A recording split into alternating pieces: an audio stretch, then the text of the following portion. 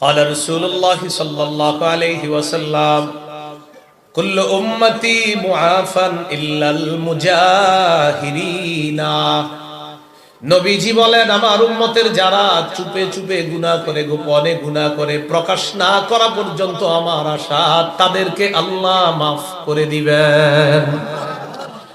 আমার উম্মতের যারা গুনাহ করে, এরা যদি প্রকাশ না করে গুনাহটা, আমার আশা আল্লাহ তাদেরকে মাফ করে দিবেন। তাহলে বলেন, এক অংশ আমি, বাকি অংশ আপনারা। গুনাহ হয়ে গেলে কি করব না? প্রকাশ করব। আবার গুনাহ হয়ে গেলে কি করব না? প্রকাশ করব না। নবীজি বলেন, গুনাহ যদি হয়ে যায়, যদি প্রকাশ না করে, আমার আশা আল্লাহ তাদেরকে মাফ করে দিবেন। ওয়া ইন্না মিনাল মাজালাতি আইয়ামালার রাজুলু বিল্লাইলি আমালা। কিছু কিছু মানুষ আছে রাতের বেলা এমন গুনাহ করে, গুনাহ করার পর তার গুনার উপর আল্লাহ পর্দা ফালায়া দেয়, গুনার উপর আল্লাহ পর্দা ফালায়া দেয়, গুনার উপর আল্লাহ পর্দা ফালায়া দেয়। গুনাহ রাতে করছেন, আল্লাহ পর্দা ফালাইছে, কি আমার বান্দা করছে, আমার কাছে মাফ চাইবে, আমি মাফ করে দিব। পর্দা ছিল। নবীজি বলেন, এই লোকটা বুকার মতো সকালবেলা ওঠার পর মানুষকে ডাক দিয়ে বলে, ইয়া ফুলান আমিলতুল বারিহাতা কাযা ওয়া কাযা। হে অমুক, আমি গত রাত এই গুনাহটা করেছি। নাউজুবিল্লাহ। আমি গত রাতে এই গুনাহটা করেছি। বন্ধুদেরকে আপনি কোচিং সেন্টারে বলে বেড়াচ্ছেন, আমি এই গুনাহটা করেছিলাম। চা দোকানের সামনে 4-5 জন চা খান আর বলতেছেন, অমুক দিন আমি এই মুভিটা দেখেছিলাম, নাটকটা দেখেছিলাম, গুনাহটা করেছিলাম। আগে করছেন, তাড়াতাড়ি মাপ চান, নতুন করে আর করেন না। বলেন ইনশাআল্লাহ। নবীজি বলেন, ওয়াকাদ বাতায়াসতুরহু রাব্বুহু ইউসবিহু ইয়াকশিফু সিতরাল্লাহ।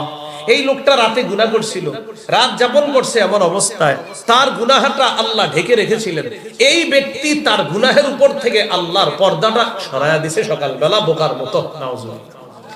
আবার বলছি, গুনাহ করছে রাতে, রব পর্দা ফেলায় রাখছিল, রাতের বেলা পর্দা ছিল, পরের দিন কি করছে, রবের পর্দাটা সে সরায় দিয়েছে। অথচ অন্য বর্ণনা আছে, কিয়ামতের ময়দানে কারো কারো ব্যাপারে আল্লাহ ফয়সালা করবে পর্দার আড়ালে নিয়ে। এই মিয়া পর্দার আড়ালে যখন ফয়সালাটা করবে, তো কি বলবে জানেন? তারিফু জাম্বা কাজা ও কাজা, এই বান্দা এই গুনাহটা তুমি করেছো না? কয়েকবার স্বীকৃতি নিবে, তো বান্দা বলবে, জি আল্লাহ আমি করছি। আতুনকিরু হাযা, অস্বীকার করো? না, অস্বীকার করি না, আমি করেছি এগুলা। আল্লাহ কোনো না কোনো আমলের কারণে তাকে মাফ করে দিয়ে আমলনামা ডান হাতে দিয়ে দিবে, পর্দার আড়ালেই তাকে মাফ করে দিবে। আপনি কাজটা করলেন কি? প্রকাশ করে দিলেন। আপনি গুনাহটা কেন প্রকাশ করে দিলেন? অনেকে আছেন যুবক ভাই, আমরা এখানে আসি সবাই, বড় ছোট যারা, ইনশাআল্লাহ আজকে থেকে গুনাহ হইলে সাথে সাথে মাপ চেয়ে নিব, কাউকে বলবো না। বলেন ইনশাআল্লাহ। এগুলা আর কাউকে বলবো না। দেখেন এই গুনাহগুলা বেশিরভাগ মোবাইলে শেয়ার হয়, ফেসবুকে আপনার হাজার হাজার মানুষ আপনারা চিনে, আপনি একটা গুনাহর কথা শেয়ার করে দিলেন কেন? এই গেল 9 নাম্বার কথা। তাহলে গুনাহ হয়ে গেলে কাউকে আমরা প্রকাশ করব না। গুনাহ করলে না হয়ে গেলে, গুনাহ তো করবই না ইনশাআল্লাহ। বলেন, গুনাহ তো করবই না। যদি হয়ে যায় তাহলে কাউকে বলবো না। 10 নাম্বার বলেন, আমার সাথে বলেন, ইমানদার যে কোনো গুনাহকে, ইমানদার যে কোনো পাপকে পাহাড়ের মতো মনে করবে। পাপাচার ব্যক্তি যে কোনো পাপকে মাছির মতো মনে করে। এবার এই কথাটা একটু চর্চা করি আমরা। এক অংশ আমি বলবো, বাকি অংশ আপনারা বলবেন। বলেন তো, ইমানদার যে কোনো গুনাহকে কিসের মতো মনে করে? পাপাচার ব্যক্তি যে কোনো গুনাহকে কিসের মতো মনে করে? সহিহ বুখারীর বর্ণনা 6308 নম্বর হাদিস। عن عبد الله بن مسعود رضي الله تعالى عنه قال إن المؤمن يرى ذنوبه كأنه قاعد تحت جبل يخاف أن يقع عليه। ইমানদার গুনাহকে মনে করবে পাহাড়, এই পাহাড়ের নিচে সে বসা, পাহাড় তার উপরে পড়বে, সে মারা যাবে। আচ্ছা বলেন, পাহাড় পড়লে কি বাঁচবো না মারা যাবো? ইমানদার মনে করবে একটা গুনাহ আমারে ধ্বংস করে ছাড়বে। তাহলে বলেন তো, ইমানদার গুনাহকে কিসের মতো মনে করবে? তো পাহাড় পড়লে বাঁচবে না মরবে? তাই মনে রাখতে হবে আজকে থেকে যে একটা গুনাহ আমারে শেষ করে দিতে পারে, তাই গুনাহকে পাহাড়ের মতো মনে করা। ওয়া ইন্নাল ফাজিরা ইয়ারা যুনুবাহু কাযুবাবিন মাররা আলা আনফিহি। পাপাচার বান্দা গুনাহকে মনে করে মাছির মতো না নাকের ডগার সামনে দিয়ে যায় আর আসে, কোনো ব্যাপার না। বর্তমান জামানায় অনেক মানুষ এমন ভাবে প্রকাশ্যে গুনাহ করে, তার গুনাহ দেখলে মনে হয় এই গুনাহকে সে কোনো ব্যাপার না মনে করে। যদি বলেন কি ব্যাপার, এত কেন টেলিভিশনে সারাক্ষণ সামনে বলে, এই এতক্ষণ টেলিভিশন দেখ, আর ধর বেটা এগুলা কোনো ব্যাপার না। সারাক্ষণ নাটক সিনেমা মোবাইলে দেখতেছে, গিয়ে বলবেন এই ঘটনাকে, এই সারাক্ষণ গুনাহ করে, আরে এগুলা ব্যাপার না। তাহলে ব্যাপার না মনে করে ইমানদার না পাপাচার? পাপাচার মনে করে মাসি নাকের সামনে দিয়ে গেছে আসছে, ব্যাপার না, নাথিং। আল্লাহ আমাদেরকে হেফাজত করেন। এই গেল 10টা কথা। এবার আসেন গুনাহ থেকে বাঁচবো কিভাবে। এতক্ষণ তো জানলাম আমরা গুনাহ করব না, গুনাহ থেকে বাঁচার কি উপায়, এটা গুরুত্বপূর্ণ আলোচনা, আগেরটার চেয়ে বেশি। এতক্ষণ জানলাম গুনাহ করব না, গুনাহ হয়ে গেলে এটা করা। এখন জানবো আমরা গুনাহ থেকে বাঁচার কি উপায়। গুনাহ থেকে বাঁচার 1 নাম্বার উপায় এবং শ্রেষ্ঠ উপায়, বলেন হিম্মত করা। এছাড়া পারবেন না, হিম্মত করতে হবে যে না না আমি করবো না, না আমি করবই না, না আমি এটা করবো না। হিম্মত করা। মুসলিম শরীফের বর্ণনা, ক্বালা রাসূলুল্লাহ সাল্লাল্লাহু আলাইহি ওয়াসাল্লাম, আল মুমিনুল কবিয়্যু, শক্তিশালী ইমানদার, শক্তিশালী ইমানদার, মুজাহিদ, শক্তিশালী মুজাহিদ, উনিও শক্তিশালী ইমানদার। আবার গুনাহ করে না, না না আমি গুনাহ করব না, না আমি গুনাহ করব না, এই শক্তিশালী ইমানদার। সে গুনাহ করে না, সে শক্তিশালী ইমানদার। আল মুমিনুল কবিয়্যু খায়রুন ওয়া আহাব্বু ইলাল্লাহ মিনাল মুমিনিদ দাঈফ।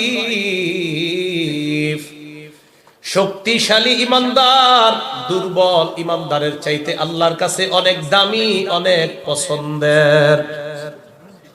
একটা গুনাহ আমাদের সামনে দিয়ে যাইতেছে, 10 জনের মধ্যে 9 জন গুনাহটার দিকে তাকাইতেছে, বাকি 10 নাম্বার জন যিনি, তিনি গুনাহ করতে মন চাইতেছে, না না আমি করব না। বন্ধুরাও বলতেছে আরে একটু দেখ না, না না আমি দেখব না।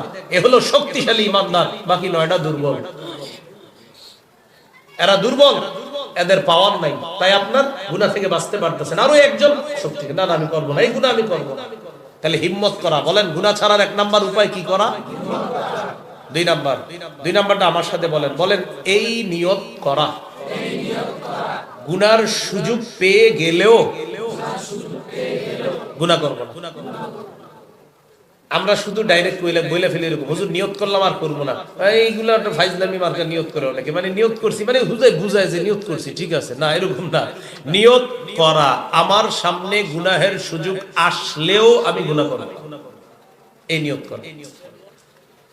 মুসলিম শরীফের একটা বর্ণনা, ক্বালা রাসূলুল্লাহ সাল্লাল্লাহু আলাইহি ওয়াসাল্লাম, মান হাম্মা বিহাসানাতিন ফালাম ইয়ামালহা কাতাবাহাল্লাহু লাহু ইনদাহু হাসানাতান কামিলা।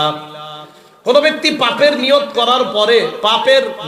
করার পরে পাপ তার সামনে এসে গেছে, সুযোগও আছে পাপটা করার, কিন্তু সে পাপ করে না, নবী বলেন তার আমলনামায় পরিপূর্ণ একটা সওয়াব আল্লাহ লিপিবদ্ধ করে দিলেন। তাহলে 1 নাম্বার হিম্মত, 1 নাম্বার। 2 নাম্বার নিয়ত, এই নিয়ত আমি আর গুনাহ করব না, গুনার সুযোগ পেল। 3 নাম্বার ছোট গুনাহ থেকে বাঁচা। বলেন সগীরা গুনাহ থেকে বাঁচা। قال رسول الله صلى الله عليه وسلم إياكم ومحقرات الذنوب। নবী বলেন তোমরা ছোট ছোট পাপ থেকেও বাঁচো।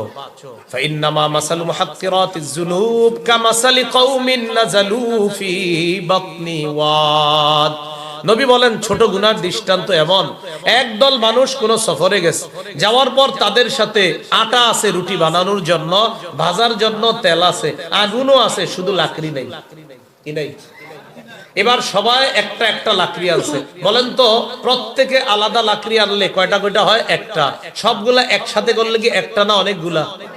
নবী বলেন কাফেলার সদস্যরা একটা একটা লাকড়ি আইনা জমা করার পর, যেমন স্তূপ হওয়ার পর আগুন লাগায়া দিলে দাউ দাউ করে জ্বলবে, তোমার একটা একটা সগীরা গুনাহ হইতে হইতে অনেক বেশি হইয়া এটা স্তূপ হবে, এটা কবিরা গুনাহে রূপান্তরিত হয়ে তোমারে ধ্বংস করে ছাড়বে। নাউজুবিল্লাহ। তাহলে 3 নাম্বার সগীরা গুনাহ করব না। আরবের এক কবি বলেন, লা তাহকিরান্না সগীরাতান ইন্নাল জিবালা মিনাল হাসা। অনুবাদটা সবাই মিলে করি একটু, চলেন বলেন, সগীরা গুনাহকে তুচ্ছ মনে করো না, মনে রেখো। বলেন, বড় বড় পাহাড় ছোট ছোট পাথর দিয়ে তৈরি। আবার বলেন, সগীরা গুনাহকে তুচ্ছ মনে করো না, কারণ বড় বড় পাহাড় ছোট ছোট পাথর দিয়ে তৈরি। কি বুঝাইলো কবি? ছোট ছোট ছোট ছোট, এই ছোট ছোট একসাথে হইতে হইতে পাহাড় হয়ে গেছে। তুমিও সগীরা গুনাহরে ছোট মনে করো না, হইতে হইতে হইতে হইতে পাহাড় হয়ে যাবে, ধ্বংস হবে। এগুলো 3 নাম্বার, সগীরা গুনাহ করবো না। আমি আবার বলছি, 1 নাম্বার হিম্মত করা, 2 এই নিয়ত করা গুনাহের সুযোগ আসলেও আমি গুনাহ করব না, 3 নাম্বার ছোট ছোট পাপ থেকে বাঁচা, 4 নাম্বার আল্লাহর কাছে দোয়া করা। বলেন, কি করা? আল্লাহ আমারে মাফ করেন, আমি যেন আর গুনাহ না করি। আল্লাহ বর্তমান গুনাহগুলা মাফ করেন, ভবিষ্যতে যেন গুনাহ না করি। সূরা গাফির 60 নম্বর আয়াতে আল্লাহ বলেন, ওয়া ক্বালা রাব্বুকুম উদউনি আস্তাজিব লাকুম। তোমাদের রব বলে, তোমরা আমাকে ডাকো, তোমরা আমার কাছে দোয়া করো, আস্তাজিব লাকুম, আমি তোমাদের ডাকে সাড়া দিব। তোমরা আমাকে ডাকো, আমি তোমাদের ডাকে সাড়া দিব, আমি তোমাদের দোয়া কবুল করব। 4 নাম্বার। 5 নাম্বার নীরবে কান্নাকাটি করা। বলেন, 5 নাম্বার নীরবে কান্না। তিরমিজি শরীফের 2311 নম্বর হাদিস, ক্বালা রাসূলুল্লাহ সাল্লাল্লাহু আলাইহি ওয়াসাল্লাম, লা ইয়ালিজিন নার রাজুলুন বাকা মিন খাশিয়াতিল্লাহ।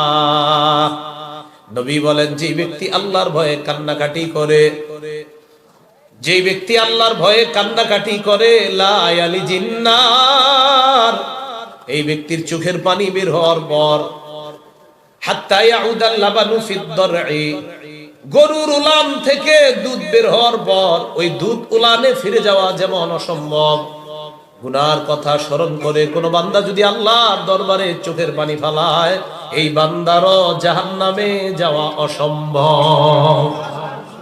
কাঁদতে হবে। এই বলেন, 5 নাম্বার উপায় কি করা? কান্না। এক হাদিসে আসছে, কারো চোখের পানি যদি, ইবনে মাজার বর্ণনা, মাছির মাথাটা যে আছে না, এরকম যদি একটু উকি মারে চোখের কোনায়, হারামাল্লাহু আলাইহিন নার, এতটুকু পানির কারণে জাহান্নাম তার জন্য আল্লাহ হারাম করে দিয়েছে। 1 নাম্বার হিম্মত করা, 2 নাম্বার নিয়ত করা, গুনাহের সুযোগ আসলেও গুনাহ করব না, 3 নাম্বার সগীরা গুনাহ থেকে বাঁচা, 4 নাম্বার আল্লাহর কাছে দোয়া করা, 5 নাম্বার কান্নাকাটি করা, 6 নাম্বার বলেন মুজাহাদা করা। কি করা? মুজাহাদা। 21 পারা 3 নাম্বার পৃষ্ঠা, সূরা আনকাবুত 69 নম্বর আয়াত। আল্লাহ বলেন, ওয়াল্লাযীনা জাহাদু ফীনা লানাহদিয়ান্নাহুম সুবুলানা।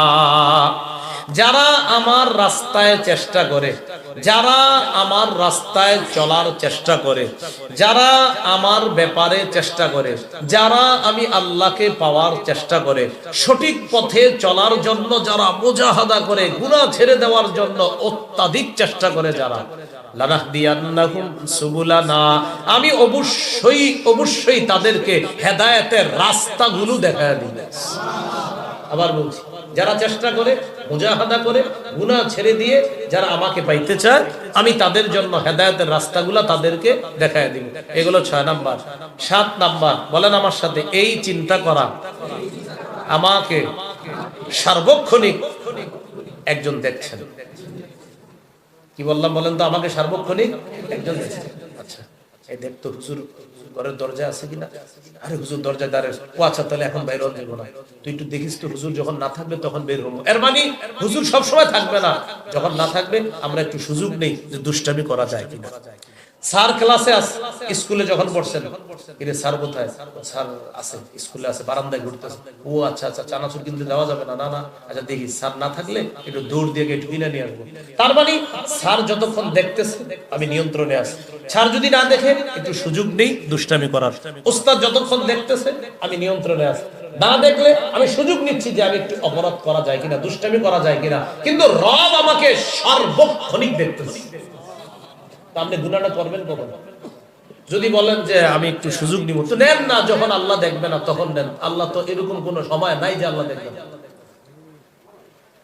যদি বলেন যে আমারে যদি রব না দেখে তাহলে একটা গুনার সুযোগ নেওয়া যায়, তো এরকম তো হবে না। রব তো আপনাদের দেখবে সার্বক্ষণিক। এই চিন্তা করা আমাকে একজন সার্বক্ষণিক দেখতেছে, অতএব গুনাহ করার চিন্তা করা যাবে না। সূরা আহজাবের 52 নম্বর আয়াতে আল্লাহ বলেন, وَكَانَ اللَّهُ عَلَى كُلِّ شَيْءٍ رَقِيبًا। আল্লাহ প্রত্যেকটা জিনিসকে নিয়ন্ত্রণ করেন, প্রত্যেকটা জিনিসকে পর্যবেক্ষণ করেন, প্রত্যেকটা জিনিসের প্রতি আল্লাহ সদা তৎপর, খুব লক্ষ্য রাখেন। কে কি করতেছি 24টা ঘন্টা, একটা সেকেন্ড এমন হয় না যে আল্লাহ দেখতেছে না। তো আপনি গুনাহটা করবেন কখন সেটা বলুন। এমন জায়গায় গিয়ে গুনাহটা করেন যেই জায়গায় আল্লাহ আপনারা দেখবে না, আসেন এরকম কোনো জায়গা, তাহলে কখন করবেন? এই হলো 7 নাম্বার, এই চিন্তা করা আমার একজন সার্বক্ষণিক দেখতেছে, অতএব সুযোগ নাই গুনাহ। ইমাম আহমদ ইবনে হাম্বল রাহমাতুল্লাহ আলাইহি এক বাজারে গিয়ে কবির কবিতা শুনা সারা রাত কাঁদছে। সুবহানাল্লাহ, সারা রাত কাঁদছে। ইমাম আহমদ ইবনে হাম্বল যার আপনার রাসূল সাল্লাল্লাহু আলাইহি সাল্লামের লাখ লাখ হাদিস মুখস্থ ছিল। ইমাম আহমদ ইবনে হাম্বল এক বাজারে গেছে, যাওয়ার পর এক কবি বলতেছে, ইযা মা খালাউতাদ দাহরা ইয়াওমান ফালা তাকুল খালাউতু ওয়ালাকিন কুল আলাইয়া রাকিব। শোনো, তুমি যদি একদিন একটু নির্জনে কাটাও, তুমি যদি একটা মুহূর্ত নির্জনে কাটাও, ইযা মা খালাউতাদ দাহরা ইয়াওমা, তুমি যদি একটা মুহূর্ত নির্জনে কাটাও, তুমি যদি একদিন নির্জনে কাটাও, এটা বইলো না খালাউতু, আহা আমি আজকে একা একা ছিলাম, কেউ আমারে দেখে নাই, না এটা বইলো না, বরং তুমি বলো আলাইয়া রাকিব, একজন আমারে সার্বক্ষণিক দেখছে। কবি ইমাম আহমদ ইবনে হাম্বল নে কবিতা শোনায়, শোনো, তুমি যদি একা থাকো কখনো একদিন, 1 ঘন্টা, আধা দিন, এটা বইলো না আজকে 1 ঘন্টা একা একা আছি, কেউ দেখতেছে না আমারে, একদিন একা একা আছি, কেউ দেখতেছে না, না এটা বইলো না, বরং বলবা আলাইয়া রাকিব, একজন আমারে সার্বক্ষণিক দেখতেছে। আমার আব্বা দেখে না, একজন দেখতেছে। আম্মা দেখে না, না একজন তো দেখতেছে। আমারে কেউ দেখতেছে না, না একজন তো দেখতেছে। কে? আল্লাহ। এই হলো 7 নাম্বার। 8 নাম্বার, আল্লাহকে লজ্জা পাওয়া। বলেন সবাই, কাকে লজ্জা পাওয়া? আল্লাহকে। আল্লাহকে লজ্জা নিয়ে আমার লম্বা আলোচনা আছে। তো আল্লাহকে লজ্জা পাওয়া এটা কেমন? এই এলাকায় যদি হাফিজি হুজুর আসতেন, হাফিজি হুজুর তো এখন নাই, আমরাও দেখি নাই, ওনারা দেখছেন, হাফিজি হুজুর আসলে তখন আমরা সম্মানটা কেমন হইতো? বা আল্লাহর ওলি কেউ যদি এখনো যদি আপনার অনেক আহমদ শফি রহমতুল্লাহ আলাইহি তো ইন্তেকাল করলেন, জুনায়েদ বাবুনগরী রহমতুল্লাহ আলাইহি চলে গেলেন, এখন যারা বেঁচে আছেন এখন আল্লাহর ওলিদের মধ্যে, তাদের কেউ আসলে তাদের সামনে বলেন তো আমরা সাধারণত কিভাবে থাকি? কথা বলতে সাহস পাই না, না জানি কোন ভুল হয়, এদিক সেদিক, বাচ্চা একটু দুষ্টামি করলে এই হুজুর এখানে বসে রয়েছে, ঠিক না, এরকম করি না? তাহলে একজন আল্লাহর ওলিরে দেখলে লজ্জায় কিছু করতে পারতেছি না। আল্লাহর ওলিরে দেখে আমরা লজ্জা পাইতেছি কেন? হুজুরের সামনে হুজুর কি জানি বলে, ভাই আমার লজ্জা লাগতেছে, কেমনে হুজুরের সামনে এটা বলি? একজন ভালো মানুষকে এত লজ্জা পাইতেছি, আমারে যিনি সার্বক্ষণিক দেখতেছে, সেই রবের সামনে কেমনে অপরাধ করে?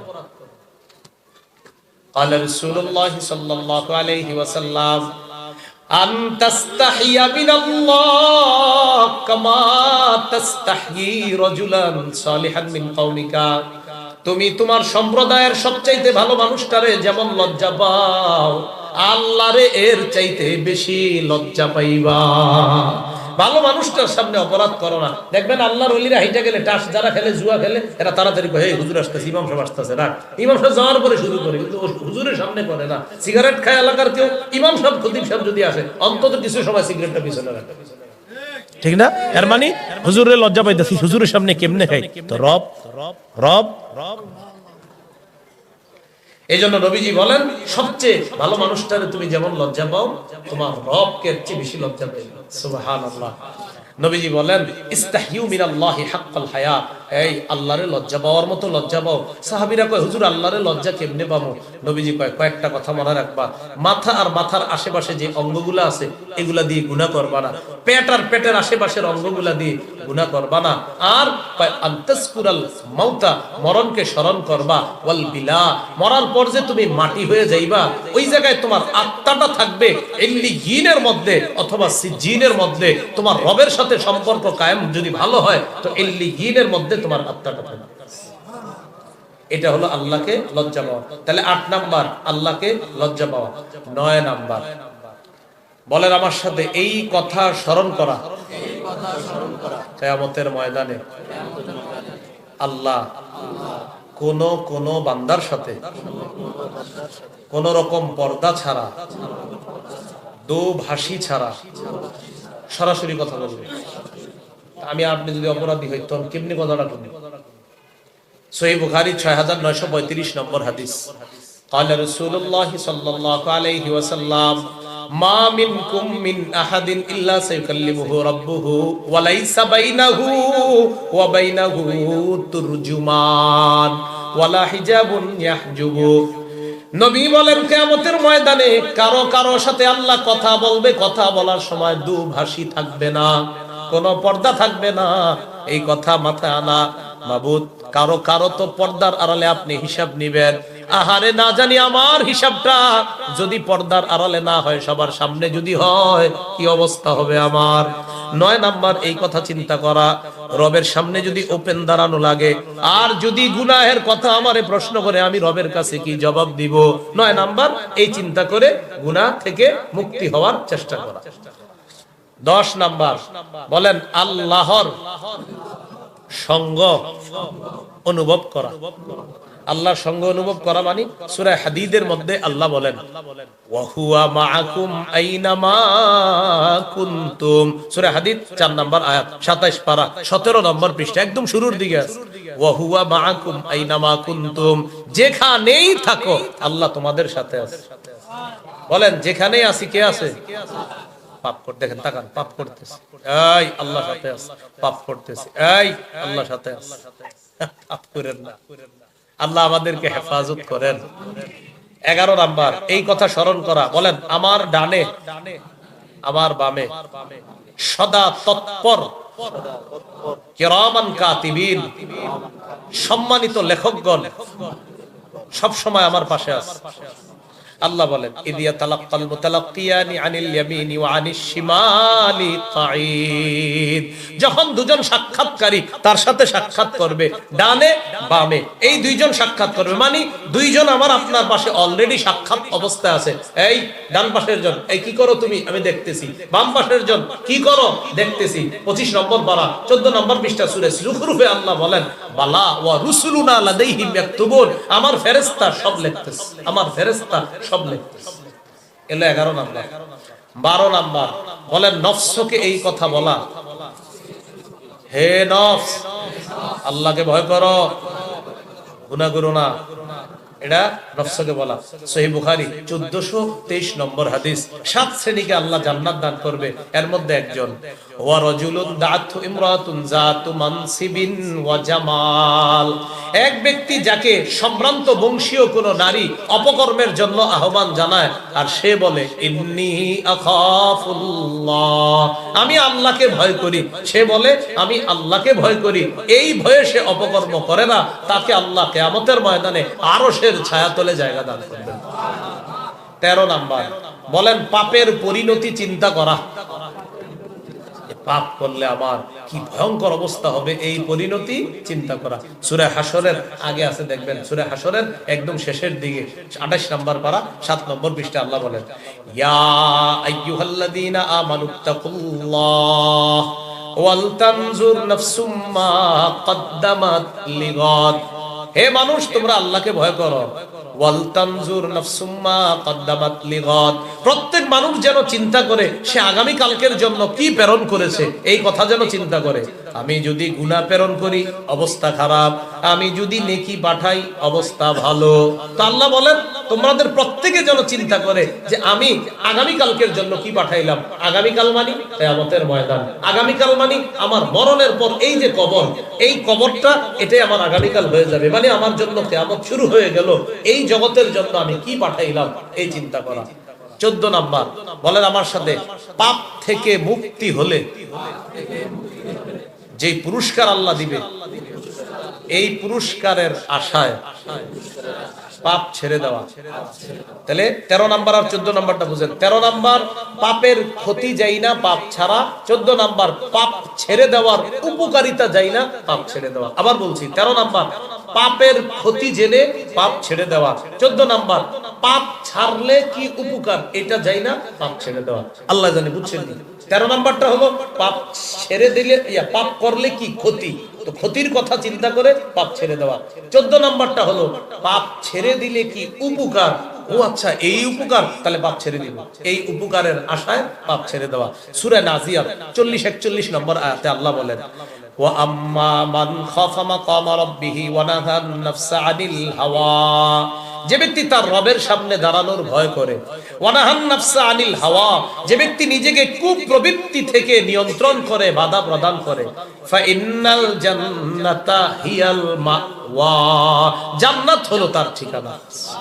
বলেন, জান্নাত হলো কি তার ঠিকানা?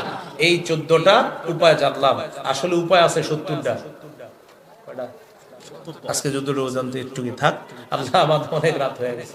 আল্লাহ আমাদের সকলকে পাপ ছেড়ে দেওয়ার যে নিয়ম কানুন গুলো আমরা জানলাম, আল্লাহ সকলকে এই নিয়ম কানুন গুলা, পদ্ধতিগুলো অবলম্বন করে আজকে থেকে যেন পাপ ছেড়ে দিয়ে আমরা এই রমজানটাকে পাপ মুক্ত স্বাগত জানাতে পারি।